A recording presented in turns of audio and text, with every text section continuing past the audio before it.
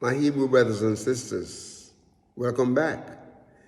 This is your Moreh Yeshua ben Uriah Israel.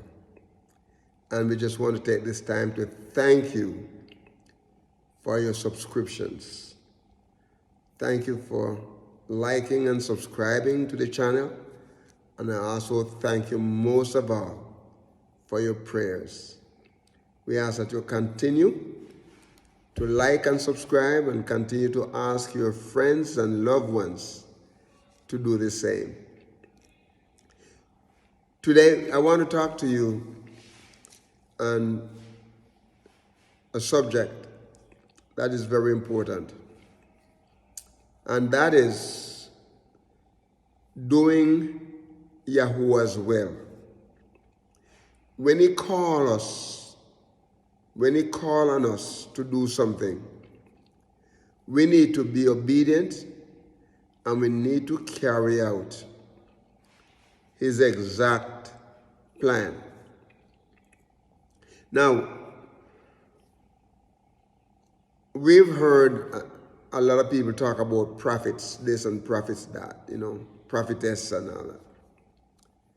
And most times, when they say something, he never really follow through. Sometimes by chances, you see something happen. Now, when Yahuwah called a prophet, he ordained that prophet. And that prophet must abide within the principles and the guidelines, everything that Yahuwah said, he must do it. And then when he prophesied, when he talked to people about what Yahuwah said, unless Yahuwah changed his mind, those things come through. So the way to know a true prophet is to know the things that he said, the prophecy that he gives. Unless Yahuwah changes his mind, it happens, it comes through. Now, there's a story with King Jeroboam. You remember him? Okay. Remember that after Solomon died, Solomon's son, Rehoboam, took over. And you remember the story how the elders went to Rehoboam to talk to him, to counsel him about how to rule, how to lead the people. And Rehoboam did not listen to them. They told him that his father did not lead right in many respects, and not to follow his father's leadership, but to deal favorably, to deal well, deal nicely with the people. And he instead of listening to the elders, you remember what happened? He went and took advice from his friends, his peers, and they did not give him good advice. So it happened that the elders went to Egypt and get Jeroboam, who was exiled in Egypt, came and he became king of the northern kingdom. 10 tribes of the house of Israel. 10 tribes went north, 2 tribes stayed south. Okay, now, there was no, the priests supposed to offer the sacrifices. Jeroboam built an altar, and he went to the altar to offer incense. In the meantime, Yahuwah had sent a prophet to go and to cry out against Jeroboam and the altar. And so he went and he cried out against the altar. Oh, altar. Oh, altar. Oh, slaughter place. Oh, slaughter place. And he said he was going to give a sign. Yahuwah going to give a sign that on that altar, human bones was going to be burned, because you see, they were going to get priests, and the priests was going to turn into high places, and and so on and so on. And he promised that there was going to be a son, Josiah, who was going to be born of the house of David, and he would get a priest, because you see, in the house in the southern kingdom in Judah, they had the priests to offer sacrifices. Jeroboam was taking on himself to do something that a priest is supposed to do. But anyway, this prophet from Judah, he cried out against him as he was reaching his hand towards the altar to offer to burn his incense, and he heard the prophet. He heard the prophet's voice. And what the prophet was saying was prophesying against him. You know what he said? He said, hold him. he said to the people, say, hold him. Because what he wanted to do, he did not want the prophet to call out against him, to cry against him. He wanted to kill the prophet. If he catch a prophet, he was going to kill him. He was going to hurt him. If he did not kill him, he was going to hurt him. Let me say it this way. He was going to hurt him. So he said, arise at him, catch him, hold him. And the same day, he gave the sign the same day, saying, this is the sign which Yahuwah has spoken. Behold, the altar shall be rent. So the altar was going to be rent, was going to be split in pieces. And so when he heard the prophet, he cried out against Bethel, and he said, put forth his hand from the altars to lay hold on the prophet, and his hand dried up. His hand dried up. Now, this is what happened when you try to go against the man of Yahuwah. A man who is ordained and anointed of Yahuwah. And you try to hurt that man. Something going to happen, something bad going to happen to you.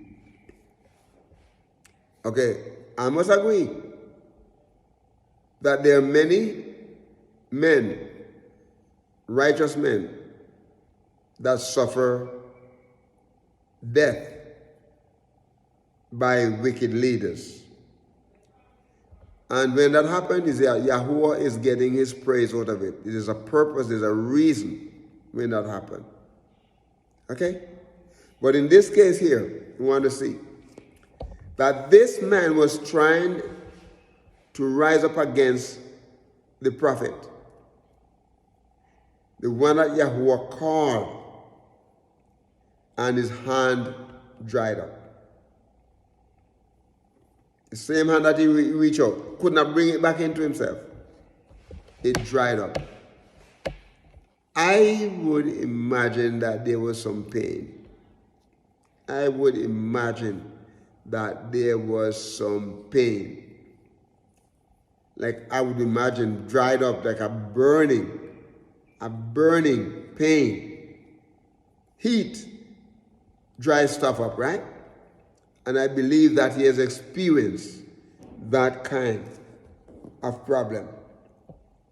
And so, what happened, the king, after his hand dried up,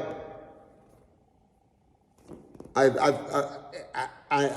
know he thought, man, I've got to live the rest of my life like this.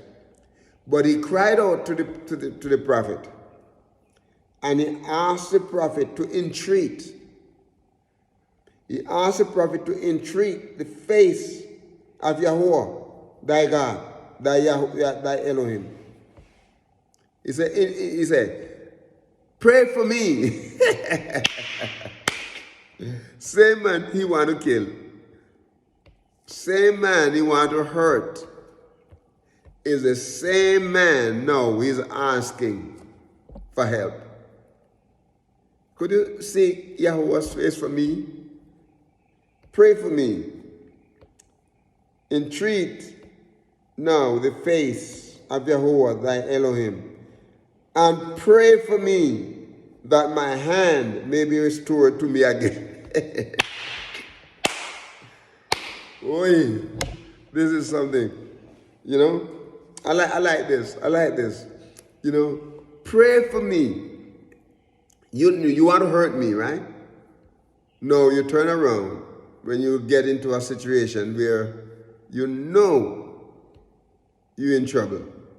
You're going to ask the same man who you tried to hurt to pray for you. Pray for me. And so he prayed for him. The prophet prayed for him.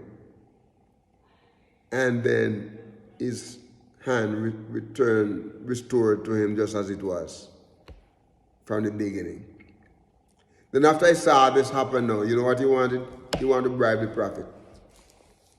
I tell you what, come home with me and eat bread. Refresh yourself. You know what the prophet said? The prophet, you can tell that is not like today's preachers. You know, today's preacher would be happy for this invitation to go home, because I can be on the news, I can have the photograph, the newspaper and all them come. So I say, I'm eating with the priest, with the king. Here, I'm eating, I'm a prophet, right?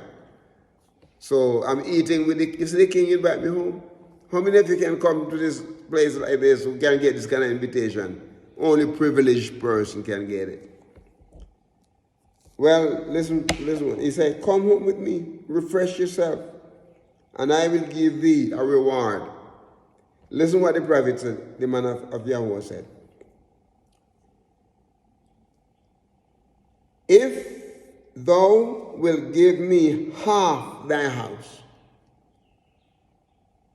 I will not go with thee, neither will I eat bread nor drink water in this place.